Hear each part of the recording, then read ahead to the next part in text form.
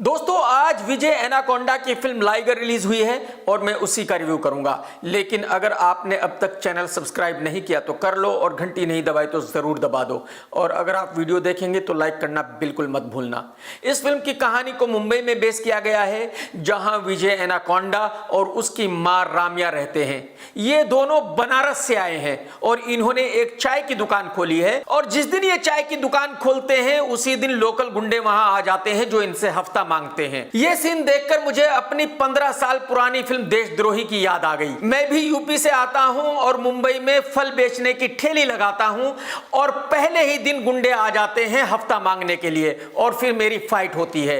यहां भी विजय एनाकोंडा की गुंडों से फाइट होती है और फिर अगले 15 से 20 मिनट ये फाइट चलती रहती है। दूसरा सीन बताने से पहले मैं आपको ये बता दूं कि एक फिल्म में तकरीबन 60 to 65 सीन्स होते हैं, लेकिन मैं इस पूरी फिल्म के आपको सिर्फ 10 सीन ही बताऊंगा। वो 10 सीन जानने के बाद आपको पता चल जाएगा कि फिल्म कैसी है। दूसरे सीन में मां अपने बेटे को बॉलीवुड के ऑफिशियल कोच यानी कि रोनित रॉय के पास लेकर जाती है और कोच से रिक्वेस्ट करती है कि वो उसके बेटे को MMA फाइट फ्री में सिखा दे। रोनित रॉय को बॉलीवुड का ऑफिशियल कोच मैंने इसलिए कहा क्योंकि हर एक फिल्म में हीरो का कोच रोनित रॉय ही होता है। मेरी समझ में नहीं आता कि ये डायरेक्टर्स को क्या बीमारी है कि भाई अगर किसी को इन्होंने एक रोल में देख लिया है तो बार बार उसी आदमी को सेम रोल में कास्ट करते हैं। तीसरे सीन में चंकी पांडे की टैलेंटेड बेटी अनन्या पांडे की एंट्री होती है जो गाना गा रही है।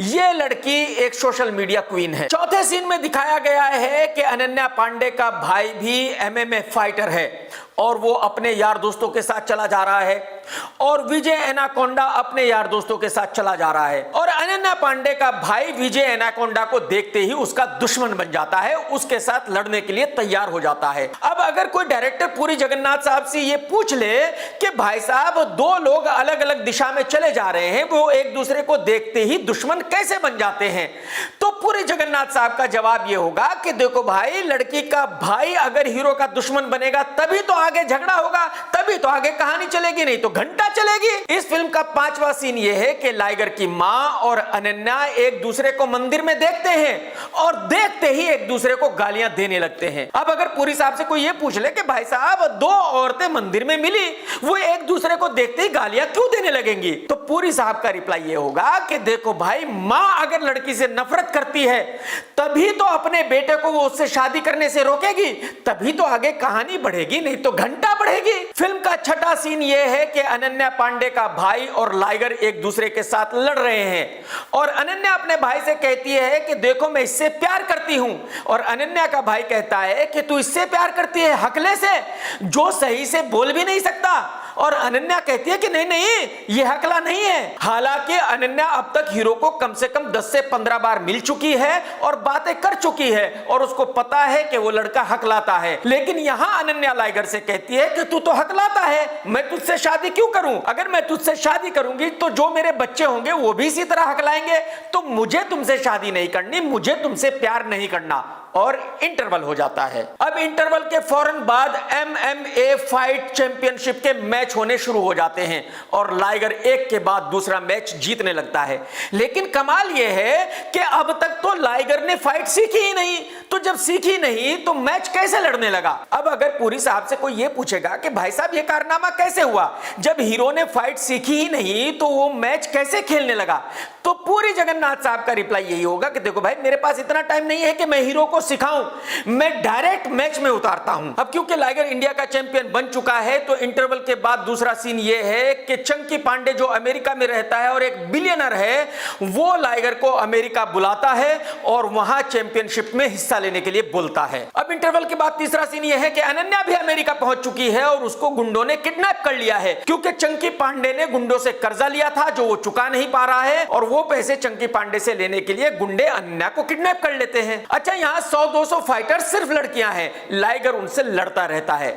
इसके बाद इंटरवल के बाद चौथा सीन यह है कि पता चलता है कि माइक टाइसन ही वो गुंडा है जिसने किडनैप किया है। अब लाइगर को माइक टाइसन के साथ लड़ना है अनन्या पांडे को रिहा कराने के लिए और अगले 30 मिनट तक ये दोनों लड़ते रहते हैं, कॉमेडी फाइट होती रहती है और ये सीन इतना डिस्टर्बिंग है कि हो सकता है कि फिल्म देखने वाले अपने बराबर वाले को घूसा मार दे और उससे कहे कि भाई साहब मेरे से बर्दाश्त नहीं हो रहा है, तो मैं टाइसन को तो नहीं मार सकता, आपको ही मार लेता हूं। और बस इस कॉमेडी फाइट के साथ ही फिल्म खत्म हो जाती है। इस सीन की शूटिंग के बाद शायद निर्माता करण जौहर ने डायरेक्टर से पूछा होगा कि पुरी साहब क्लाइमैक्स कहां है। पुरी साहब ने कहा होगा कि भाई साहब आपने सिर्फ 160 करोड़ रुपए दिए हैं, उसमें फिल्म यहीं तक बन सकती है। भाई साहब अगर क्लाइमैक्स लिखवाना है और क्लाइमैक्स की शूटिंग भी करवानी है तो 40 करोड़ रुपए और दे दो। करण जौहर साहब ने कहा होगा कि भाई साहब मुझे माफ करो, आप फिल्म को यहीं खत्म कर दो। बस इसके बाद सीधा का गाना आ जाता है और बाय बाय टाटा हो जाता है। मैं यहां आपको यह बता दूं कि इस फिल्म की स्टोरी, स्क्रीन प्ले, डायलॉग्स सब कुछ पुरी जगन्नाथ साहब ने खुद ही लिखे हैं। पुरी साहब आपने 160 करोड़ रुपए लिए थे तो भाई साहब किसी स्क्रीन प्ले राइटर को रख लेते, किसी डायलॉग राइटर को रख लेते, सारी चीजें खुद ही पेल दी, मतलब सारा माल खुद ही अंदर कर लिया। कमाल है आपके भाई साहब।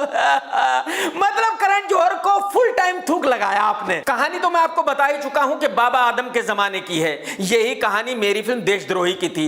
मतलब ये कहानी उस वक्त की है जब कभी मुंबई में गुंडे हफ्ता लिया करते थे। और अगर आपको याद हो तो फरहान अख्तर की फिल्म तूफान की कहानी भी यही थी कि एक लुक्खा बॉक्सर बनना चाहता है, एक लड़की से प्यार हो जाता है और लड़ाई झगड़े, हफ्ता वसूली जैसा होता रहता है। और जैसे कि मैंने बताया कि स्क्रीन प्ले भी पुरी साहब ने खुद ही लिखा है। उनको लिखना तो आता नहीं है, जो उनकी समझ में आया वो उन्होंने रखकर पेल दिया। क्योंकि निर्माता करण जौहर के साथ तो 160 करोड़ में फर्स्ट कॉपी की डील हो चुकी थी, तो पैसे तो आ चुके थे, तो जाहिर सी बात है पुरी साहब ने पैसे खर्च करने नहीं थे, इसलिए उन्होंने सब कुछ खुद ही करना था। फिल्म के डायलॉग्स भी पुरी साहब ने खुद ही लिखे हैं। शायद पुरी साहब ने यह भी सोचा होगा कि देखो यार मेरा हीरो तो हकला है, उसने डायलॉग्स तो बोलने नहीं है, तो किसी राइटर को क्यों रखूं, जितने डायलॉग्स हैं उतने मैं खुद ही लिख लेता हूं। तो उन्होंने खुद ही लिख दिए और वो डायलॉग्स ऐसे हैं कि उनको सुनने में बिल्कुल भी मजा नहीं आता। अगर डायरेक्शन की बात करूं तो क्या कहूं, पुरी जगन्नाथ साहब ने फुल टाइम मजा किया है। एक्चुअली पुरी भाई को यह पता था कि पूरी फिल्म में स्टार्ट टू फिनिश फाइटिंग रखनी है, कुछ भी बहाना ढूंढना है, फाइटिंग चालू करनी है और 15 मिनट तक वो फाइटिंग कंटिन्यू रखनी है। बस यही उन्होंने किया, तो उनका डायरेक्शन बहुत ही खराब है। अगर एक्टिंग की बात करूं तो किसी ने भी इस फिल्म में अच्छी एक्टिंग नहीं की है।